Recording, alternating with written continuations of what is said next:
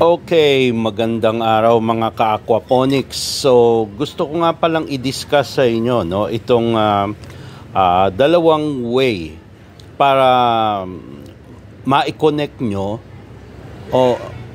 ang isang drum papunta sa kabilang drum. Kaya ang tawag nga pala dito is male and female connector, So, katulad ng mga diniscuss natin nung una, kasi ito yung male, ito yung female. So meron silang thread, By the way, ang sukat nito again is 2 inches na PVC blue pipe. Okay? Ngayon, so ayan, tingnan nyo. Okay? So basta't ipapasok nyo lang 'yan, Katulad din naman nito. Ito, ang sukat nito is I think 1/2 yata ito eh. So 1/2 size, ito naman 2 inches. So pagka nga pala gumamit kayo nito, wala kayong mabibili na washer, Kasi pagka kinabit nyo yan, tapos tubig ang dumaloy dyan, so talagang merong tatagas na tubig dito. So ang gagawin nyo lang is gagawa mismo kayo ng washer para dito. So ginawa ko lang naman to kumuha lang ako ng goma, galing sa truck ng interior ng truck. So medyo makapal kasi yun yung interior ng truck. So ang ginawa ko, gumawa lang ako ng butas, para mag-fit dito sa loob. Ayan. So ang gagawin nyo sa bawat connection na gagawin nyo, male and female, tapos sa gitna niyan, of course, doon nyo ipapasok, para makakonect. So mamaya papakita ko rin sa inyo, So sa bawat gagawin nyo na bawat connector, ang kailangan is dalawa. Okay, dalawang washer ang gagamitin nyo. So una, yan, So binilog ko lang naman yan Yan, binilog ko lang, tapos gumawa rin ako ng kinat ko lang yan. So ito yung mga libre lang yan, pinapamigay lang yan sa mga vulcanizing shop, yung mga luma nilang interior ng mga truck, Malalaki yun, yung mga interior na yun, So ika-cut nyo lang yan.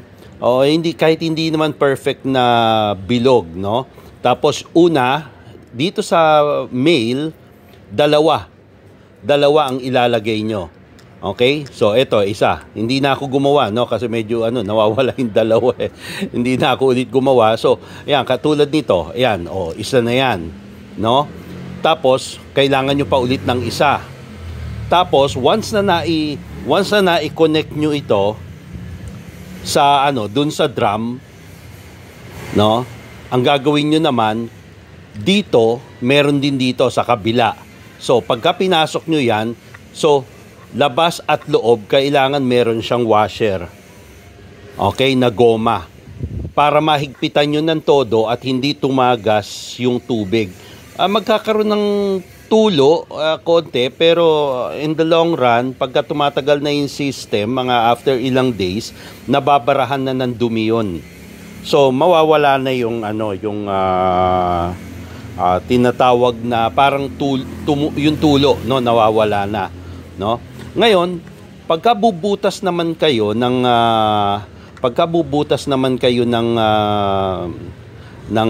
halimbawa, Halimbawa, ito. Okay, so babalikan natin mamaya yan, Okay. Yan. Ito, tingnan nyo. Di ba? Ito yung labas. Ayan yung labas. Nakikita nyo yung washer? Meron. Di ba? So, dito rin sa loob, meron din siyang washer. Okay? So, pagka binutasan nyo yan dito, dapat eksakto lang ang butas niya. Okay? Katulad niyan. Di ba? Okay, now, ang tamang pagbutas dito is gumamit kayo ng hole saw ang tawag dito. Okay, dito sa 2 inches, ang gagamitin nyo is 2.75. 2.75, Huwag kayong gagamit ng mas maliit kasi ang hirap talagang ipasok, ang hirap iikot sa loob, Ang hirap iikot dun sa butas. Pero kapag gumamit kayo ng 2.75, so tamang-tama lang siya tamang-tama lang siya na may ikot nyo rin mabuti at mailalapat mabuti itong mga washers natin na goma. Okay? So, eto, no? Tignan nyo kung ano ang sukat. Oh, ayan, ganyan lang, no? Hindi naman pwedeng masyadong malaki. Oh, magkakaroon talaga ng clearance yan at tutulo yung tubig. Okay? Pero kapag gumamit kayo ng tama lang, ayan, so I think this is 2.75 2.75 ang sukat nito. Ayan, tamang-tama lang siya. Halos konti lang yung laro niya na hindi kayo mahirapan na ipasok. Pagka nabutasan nyo na yung balde o yung drum nito, okay? So hindi kayo mahihirapan na ipasok. Okay? So kaya pagka naipasok nyo na, madali nyo nang mahihigpitan. Okay? That's why it's very important din na yung mapipili nyo na drum na materyales is HDPE. Ibig sabihin, kasi maraming klase ng drum. Yung HDPE, ibig sabihin makunat siya talaga or high density polyethylene. Tama. High density polyethylene. Yun ang pinakamakunat na materyales na ginagamit sa mga drums. So, kung mapapansin nyo, yung ibang blue drums, malutong sila na kapag hinagis nyo o kapag bumagsak siya, nababasag. Pero ang HDPE, hindi nababasag yun. Ang nangyayari is talagang wala. Parang kahit nga hindi nyo kayang punitin yun, hindi nyo kayang palutungin yun eh. So talagang makunat ang HDPE. Okay? Now, kung ayaw nyo namang gumamit nitong male and female connector, meron tayong tinatawag na Uniseal. Pero itong Uniseal na to napakahirap na ipasok. Kasi sobrang sobrang sikip niya. So gagamit pa kayo dito ng pampadulas na any oil or yung iba liquid detergent ang ginagamit, no, para lang maipasok. Tapos ipupush nyo talaga dito sa butas, no? Hindi ko in-order ko lang to, no? Gusto ko lang magkaroon nito para makakita ako ng ng actual. Kasi sa mga videos ko nang nakikita to eh. So, umorder mismo ako sa Shopee, no, or Lazada. Ngayon, kayo subukan nyo, no, kasi pagka nakapasok na, talagang walang kawalaan tubig dito. Pero dapat mabutasan nyo talaga ng tamang-tamang sukat ng holso. So hindi ko kabisado kung ito ba yung pwedeng gamitin, kung 2.75 ba na holso or mas maliit pa. Okay? Kasi pagka pinasok nyo yan, napakahirap talagang ipasok niyan. As in, sobrang hirap, no? So, ipapasok mo pa lang dun sa drum, mahirap na ipasok. No? Halimbawa, nabutasan nyo yung drum, pagka ipinasok nyo to, sobrang hirap. Okay, maliban na lang kung may iba kayong paraan, hindi ko alam kung baka ako lang ang nahihirapan. Pero sa inyo, baka mas madali para sa inyo ang gumamit nito. Kasi wala na kayo, hindi na kayo gagamit ng mga washer or anything. Basta tama ang sukat, tama ang holso nyo, na ipasok nyo to. Ang next is, ang ipapasok nyo naman dito is ito ng PVC pipe. Ayan, tignan nyo, Ayan nyo. Wait. Ayan, tignan nyo kung gaano ka-liit, gaano ka-eksakto lang yung butas niya. Okay? So, that's why halos talagang pupukpukin mo siya o talagang itutulak mo na puwersado ka para maipasok mo to. Pero once na naipasok mo na yan, wala ka ng problema. Pati yung mga tulo, hindi mo na poproblemahin. So yun nga lang, hindi ko alam kung paano mo hugutin yun once na halimbawa kailangan mong hugutin, no? So pahirapan din. Kung pahirapan yung pagpasok nyo nitong PVC pipe, pahirapan din ang paghugot nyo niyan. Okay? So may iba ring iba-iba rin ang sukat nito. So hindi ko alam kung anong sukat nito, nakalimutan ko na, no? Okay? So pero for sure pang 2 inches na PVC blue pipe ito. Okay? So I hope I hope once again may na-contribute na naman ako sa inyo kasi napaka-importante nito eh. Marami kayong bubutasan na mga na mga drums, no? And even itong itong IBC tank natin. Ayan, nakikita nyo ba? Ayan, kung paano ang butas niyan, ano? Okay? So, kita nyo, binutasan nyo para magkaroon ng access yung tubig o yung out ng tubig o yung overflow dito sa gravel grow bed. So, syempre, ilang drums ang bubutasan nyo at lalagyan nyo ng mga connector. So, ilan yan? So, dito sa ilalim, meron tayong isa. Ayan, yan, yung ilalim. Okay, we have 1. Okay, 2. Dito naman sa kabila, sa second drum natin, 1, 2. Dalawa rin, ano? Ito kasi, dito mag-overflow, papasok sa kabila.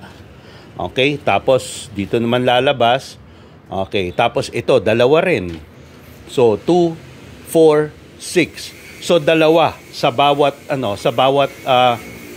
filter drum natin, dalawa ang kakailanganin natin na butas para maka-access tayo sa kabilang drum. Okay? So, ngayon, kung ang gagamitin nyo is itong Unisil, kung tawagin, tapos ang nabili nyong drum is hindi HDPE, baka mabasag siya. Yun ang tendency. Baka mabasagan kayo ng drum. So it's very important. Okay, ang example nga pala ng PVC na drum is kung alam niyo yung drum na merong 200 liters na drum, tapos sa ibabaw nun dalawa rin yung butas ng drum na yon. So malaki yun yung malaking blue drum na sa ibabaw merong takip na kulay puti, na yun yung takip niya, no? Ngayon, iba pa rin, yun ang talagang masasabi ko na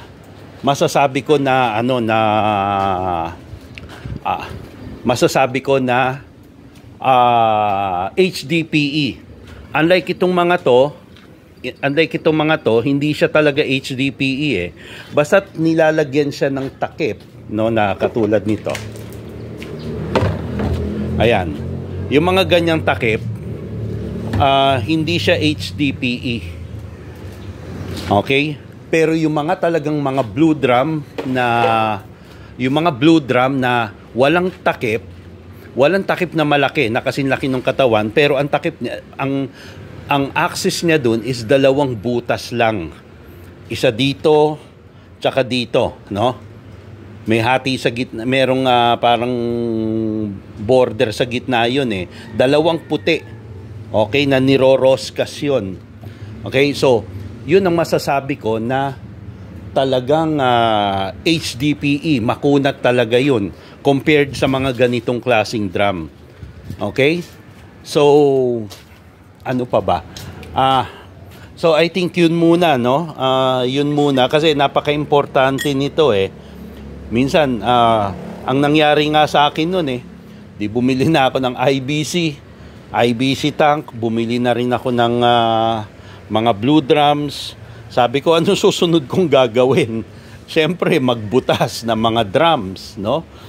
Tapos, paanong gagawin ko dun para maka-access ako sa kabilang drum? So, siyempre, ito yung unang-una kong choice. Pero, still, bumili pa rin ako nito. Baka mamaya, mas type ko to, mas gusto ko to eh. Pero, hindi. Parang napakahirap para sa akin ang gumamit nito. Pero baka sa inyo, baka mas madali, no?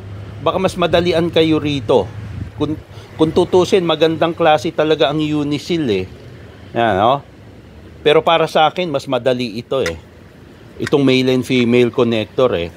Kasi dahil ang nagpadali dito, itong washer na ginawa ko na kinat natin galing sa interior ng gulong ng truck.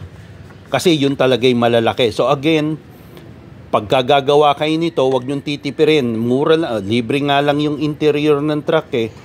So gumawa kayo na tigalawa. Bawat isang pares, no? Magiging apat pala kung isang pares, apat. Dalawa rito, dalawa rin dito sa kabila.